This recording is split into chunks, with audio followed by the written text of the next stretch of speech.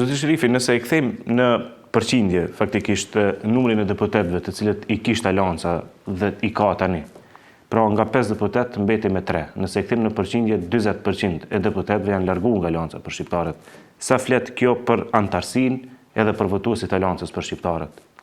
Alianca është stabile, pavarësisht largimit të një deputetes dhe një deputetit. Nuk ka çu pesh diçka në elektoratin ton, për shkak se njeriu kur vjen në sofrën e gatshme që ja ka gatu dikush rafshin politik, e ka shumë lehtë edhe të largohet, për shkak se nuk ja di peshën edhe relevancën subjektit politik, dhe është e drejta e tyre të gjejnë ndonjë modalitet të organizimit politik, po e kanë gabuar rrugën. Opinioni është i njoftur për shkak se Kryesia Qendrore ka marrë vendim para 10 dite dhe ne i kemi shkarkuar nga pozita e anëtarëve të Kryesisë Qendrore. Kemi shkarkuar edhe kryetarin e Kuvendit të Aleancës për Shqiptarët, zotin Fetaj, dhe se Aleanca për Shqiptarët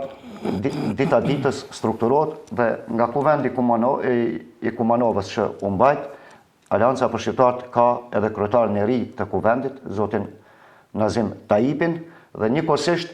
shtimi i radhëve vjen dita ditës në konsolidimin e radhëve, për shkak se në suazat vlenit Aleanca për Shqiptarët tentoi që ta